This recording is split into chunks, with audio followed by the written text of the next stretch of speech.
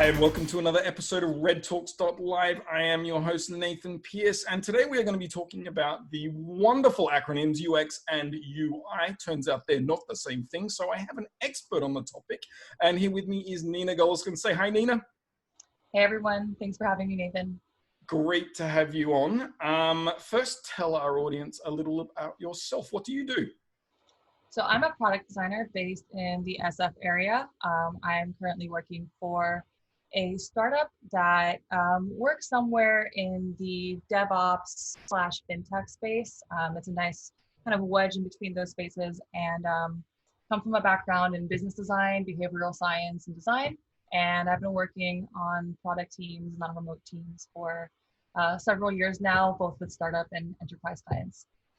And you have studied the fine art of user experience, correct? Yes. So that is why we have you on, because it is my belief that the reason we keep seeing UX/UI written together is because most people don't actually know the difference. Kind of like in automation pipelines, CI/CD, it's very easy to just stick them together when really you just meant one of them. Is that a thing you come across? Is UX/UI kind of just lumped together through lack of understanding? Yeah, so there's actually kind of a huge evolution happening, or a huge debate happening around terminology in the UX and UI space itself right now. We're known for having way too many titles amongst the jobs, and sometimes a lot of gray areas and confusion about where one job ends and one job begins. The most common being that difference between UI and UX. I would say that the thing that I've seen that's probably the furthest off mark is when a company's looking for a UX/UI developer. Because UX is one thing and UI is one thing, and sometimes they do coexist. A UX designer sometimes does the job of both. However, a UI designer and a front-end developer, although they are typically separate roles, sometimes do the same thing. But a UX designer is never doing front-end dev work. So there's a really important distinction to be made around there. And Interesting. yeah. So that's a great identifier right there. Like, and that's kind of what I was hoping we'd get through this. I'm not saying we're done already, of course. I'm sure there's more we can talk about around that topic, but I like the differentiator because I have seen, and that's where I got that question from. You see all of these job ads for UX/UI, and I keep thinking to myself, like, is this because the team only has 3 people in it and everybody's doing 5 different roles? Because then it makes sense. But otherwise, it doesn't. Like, are you sure that's what you want? Or, yeah, I don't know. That's always been confusing to me. Yeah, so I think that's one thing that I see a lot, especially in teams that are kind of moving into bringing product design into maybe a more traditional sort of space. So they try to hire sort of a unicorn that kind of covers all of these roles. So a good way to kind of explain and dive a little bit deeper into those differences is to use an analogy. Say that you are trying to build a house. I would say that the UX designer is essentially an architect. So they're going to be that person in your team who makes sure that when you're looking to design a product or looking to improve a product, whether that be software or elsewhere, they make sure that you have a stable foundation. They're going to be making sure that you're designing the right thing, and they're going to decide how a user is going to flow from one aspect of the software product to another. So just like an architect is going to decide the flow of the house, they're going to decide whether you have an open floor plan or you have to walk through a bathroom to get to the bedroom. And this sort of design will determine whether the space is optimized, say, for having guests over or entertaining or not. And likewise, that architect's going to decide whether your product is like trying to sign up for something on a government website versus buying something on Amazon, which is relatively easy.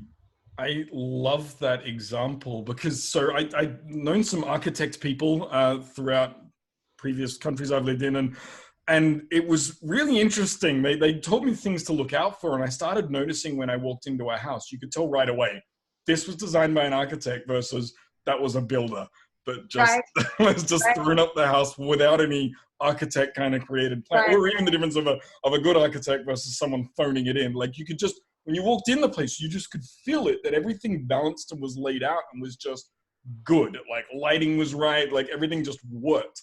Right. And that's that kind of UX part of it, that they just made it happen and made it a very functional place versus caring about like smaller elements of just, you know, the paint color and that kind of stuff. Exactly. Like, And I I'm love really that. glad, oh, sorry. I'm really glad you brought up builders, because a builder in this example would be the front end developer. So the UX designer is going to put together that floor plan and tell you what to build. The front end developers are actually going to build the house and be the people putting up the support structures and the beams and making sure everything functions properly.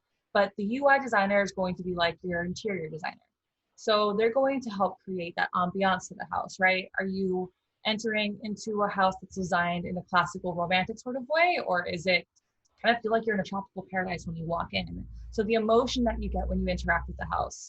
Oh, So that's cool. yeah, so yeah, That's really cool. Yeah. So I can give an example right away. Like, I am way better at doing that back end behind the scenes and linking up APIs and just handling all that stuff.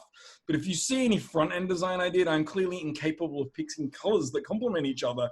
And even though the site's quite functional, no one will be able to like get me to understand why it looks disgusting, because right. I cannot do UI. Right. And it's funny because you bring up the colors that go together. Well, there's definitely the aesthetic functionality of good UI design. There's also kind of a deeper aspect of just functionality in general and accessibility. When you have someone who's, you know, well versed in UI, you're going to be looking at things like, does this typography make things easy to read, or do my eyes just want to scan past everything? Do I focus on the things that you want me to focus on? When someone goes onto your landing page and say you want to have a conversion there, you want them to sign up for your product, you want to make that move as simple and easy as possible. So that's kind of where you see the blending of UX, where they might decide where the placement of something goes, and UI, where they're going to create some sort of button or call to action that's going to make that really, really intuitive and easy. And I think a good example of this as well is like when you're buying airline tickets, right? And the airlines try to get you to upgrade at every single possible page. They do. Yeah, and that's a combination of what's called dark UX patterns, where you have UX and UI working together to make it really, really easy to find that upgrade button. But the no thanks, I'll stick with what I have is tiny and it's off to the side and it's really easy to miss. So we have the aesthetic purposes of UI, but we have the functionality when it comes to things like this, discoverability, um, hierarchy of information, as well as when it comes to things like contrast. Um, and I think that that's an especially important thing in the DevOps and development space.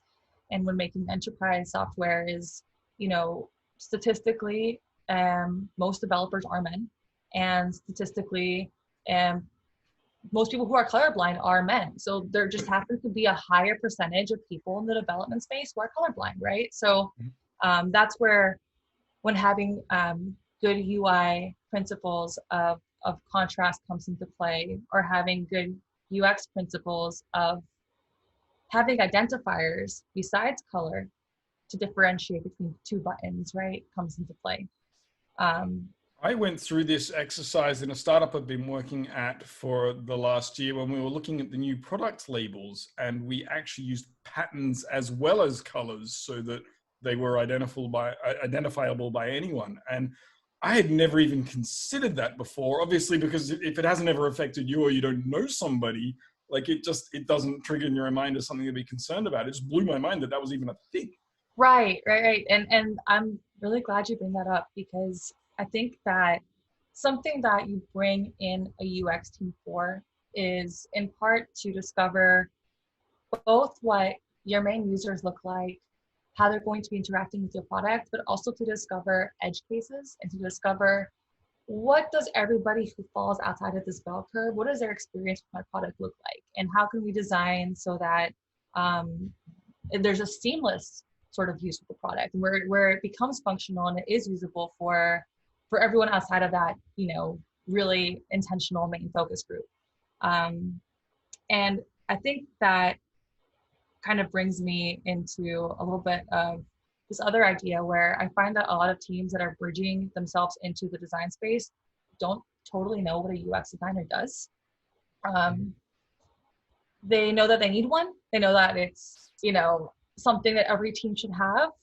But I think that that idea and that more traditional way of of running a company where you kind of have this top-down approach, and the person in charge tells the people what they should make and how they should make it, it might have worked in 10, 15 years ago. It might work even for certain industries today. But what a UX designer really does is they are not sitting around a table. They're not a board of experts that know what your product should look like, but essentially they act as the social scientists within your organization. So it's really, really important to, I think when you're bringing UX on, to allow them space to conduct user research and to kind of figure out who are your users, what are they using this product for, how are they using this feature in your product, what knowledge do they come into the product with,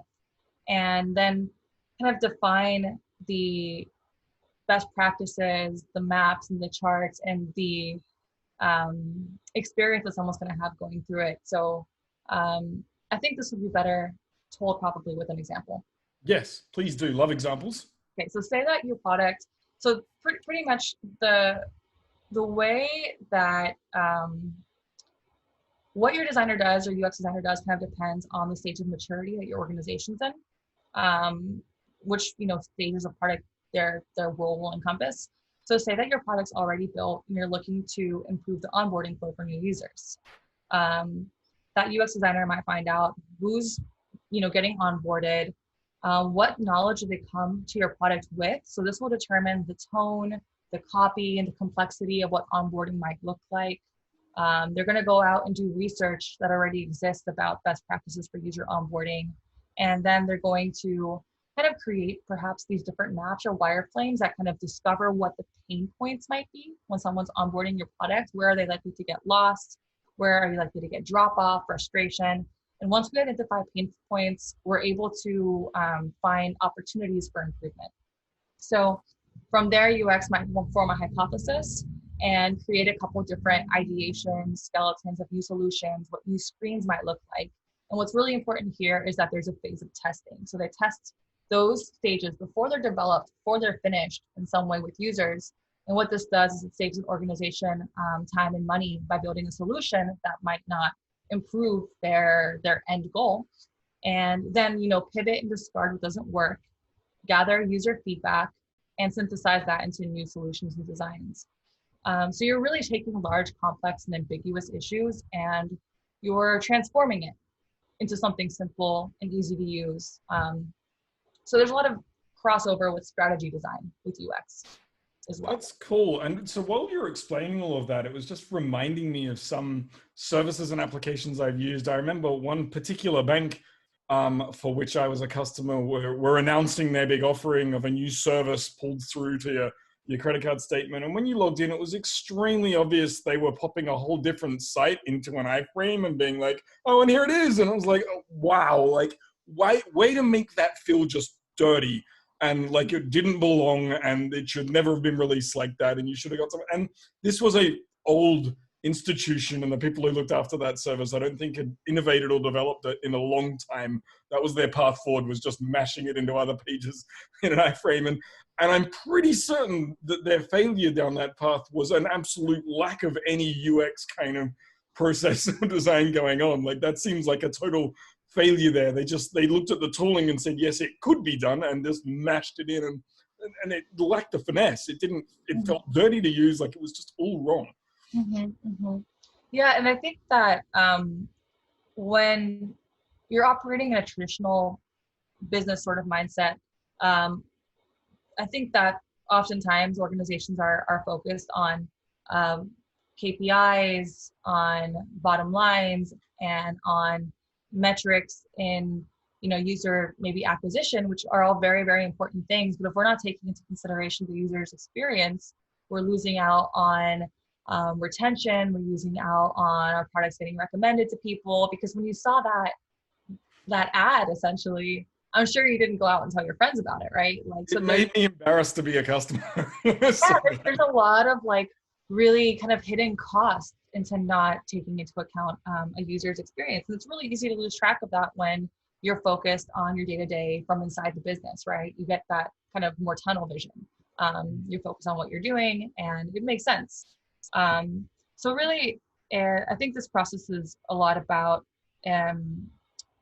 really building empathy for the people who are using your product, whether it be B2C or B2B, and synthesizing that into a way that allows for product-oriented solutions and for experimentation. And to kind of, let's see, get back into, like, if we're talking about definitions, I introduced myself as a product designer. So I'm not sure how familiar your audience is with that term versus Please UX. do explain that. Make no assumptions.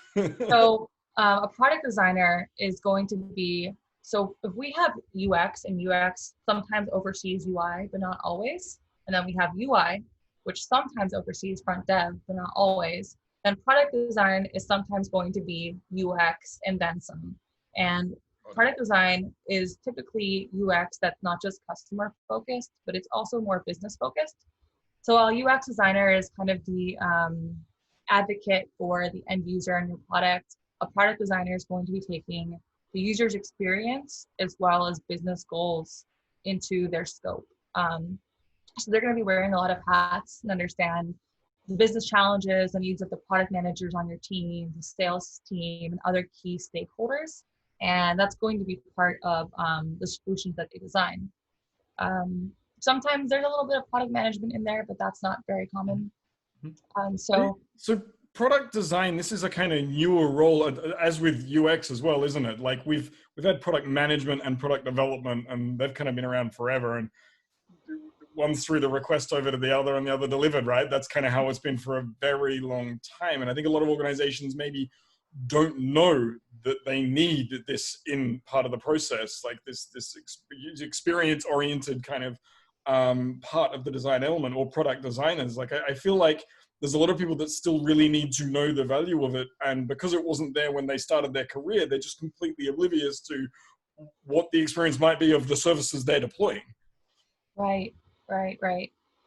Yeah, and you know, our pretty much the global landscape of digital products becomes more and more competitive every day. We are no longer competing with people who are just in our state or in our country, but it's very much a global playing field.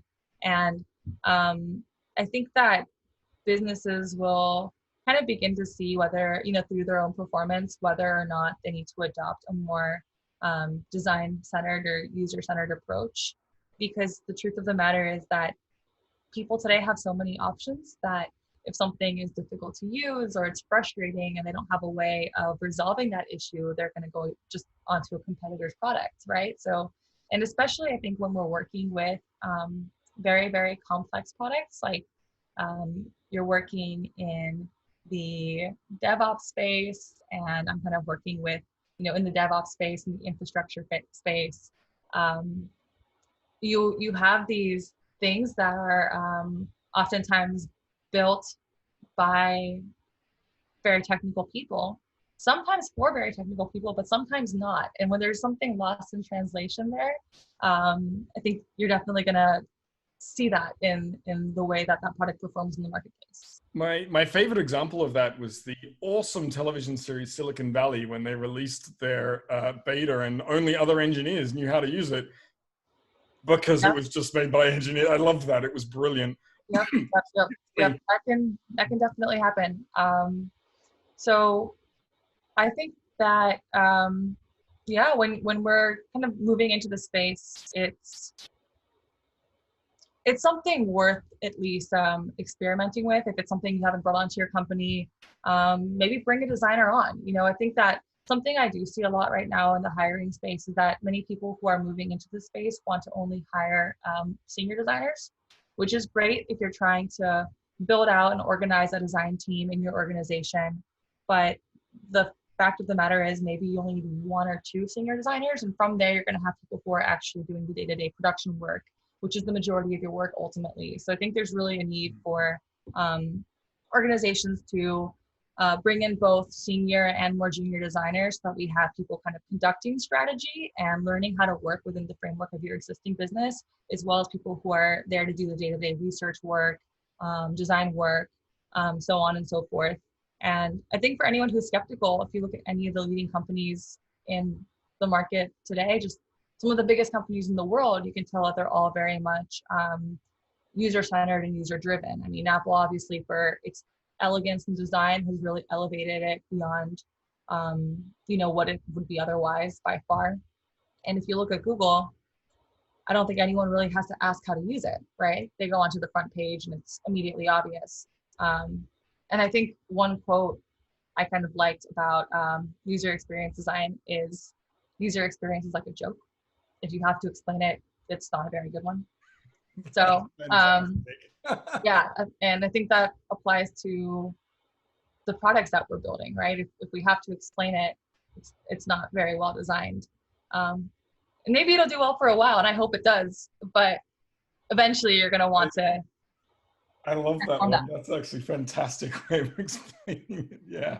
Yeah. If I have to ask, where do I get to this setting, and it's nested 3 deep in a place that's unintuitive, then I'm pretty certain either they didn't have a design team, or maybe the design team isn't really focused and doesn't have clear goals, maybe, because yeah, you see that a lot. And that is really frustrating when, in times like now, like we were talking before we started, my focus for a long time has been on infrastructure automation, and the amount of different systems I need to make talk to each other to get an end-to-end pipeline working. The one that makes me stop and have to contact someone to understand their little nuanced part of it is the one I'm going to remember to probably not include next time.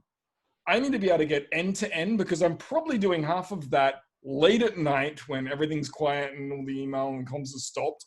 And I don't want to have any problems there. I mean, a lot of people, I think, also think of UX as just being website. It's not. It's actually far broader than that. Like there's UX in systems as well. Like a really well-defined API versus a poorly documented one. That's an element of user experience, the experience of taking on that API and using it and being functional straight away, without me having to just keep throwing things at it to see what it responds with and go, oh, that's how you work, which sadly is the majority, because people still have this idea that make a pretty website from a UI perspective and they think they're done. It's like, no, if you took UX seriously, the website, it would show that that's had some kind of design, UX design element, but also your APIs for the people consuming your services and data should also feel the same, like it's had that same design process, where it's versioned, where it's got deprecation policies, where I know that I'm not suddenly going to get screwed because you iterated a version and you don't actually differentiate between the old and the new, and then suddenly my service breaks. Like there's a lot of UX that needs to be done, especially in the API world. Like I think that's been a bit Wild West, where people just slap a REST layer on the front of some data that wasn't designed for it, and we end up with just very angry people yelling at themselves in the middle of the night, like me, going, right. It's so... right. Yeah, I'm a huge fan of the whole UX world, not just from my work with APIs, just from having looked at some of the old websites I built. I know it's an important thing because my websites are terrible. Thankfully, REDtalks.live at least has a WordPress template. That got me a long way. I mean, if we didn't have... It looks great. Yeah. It looks great. Yeah, it needs work. Maybe I need you to work on it. Yeah. Let me know. Yeah, and I'm glad you brought that up, because UX really does extend beyond sometimes just the immediate interface that somebody sees on one end. It can encompass things that happen on more of a back end or API end, like you say. I'm not super familiar with that space, so I can't speak to it too much, but what I can say is that there's something really is important about having a beginner's mindset when you're approaching something and trying to build a user experience for it, because the people who built those APIs, they know exactly how it works and what it integrates with.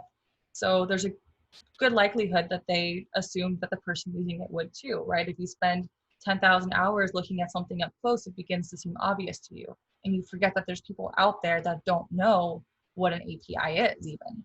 And I mean, likely those aren't your users in this case, but you know, you get my point. And I think when you have someone who's coming in with the design thinking process, it's very much a systems and a framework for identifying those points where confusion might occur and really solving for them before they become real issues. So you don't need someone who's a topical expert to come in and solve these sorts of issues.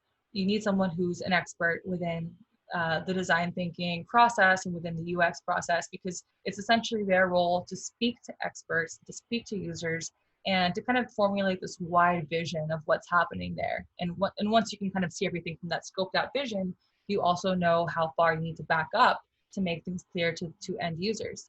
And this exists beyond digital products as well. I think that service design is a really interesting field that doesn't get spoken about that often, probably because it exists outside the tech world as well. And essentially it's applying this problem solving and design thinking process to entire experiences, right? So for example, you know, the experience that you might have at a convention has an element of service design and user experience design to it. And this is kind of where UX design and business design start to look closer and closer together, where they're discovering all of the moving parts and components, figuring out everything that can go right, that can go wrong, etc. So yeah, it's a wider scope than just an app or a website. Definitely. Oh, that's cool. I really appreciate you coming on. I thought I knew about UX, but you've actually explained some things that have just made more sense to me. So I love the architect and the builder kind of example. That just it totally makes sense. And I hope that one kind of, you know, the penny dropped for our listeners as well, that they're very different. They are very different, but both crucially important. Yes. I think especially today with so many people who can do UI, but maybe didn't bring a UX perspective to it. And you can end up with just customers hating you for it and you not know why. So very important, both of them working together, I think. Yes, absolutely. Cool. Yay. Thank you so much for having me on, Nathan. It's been awesome to have you on. It'd be cool to do a follow-up with someone who's done UX in API. If you think of anyone who's done API UX stuff, that'd be an interesting chat. We've got a lot of listeners who are API oriented.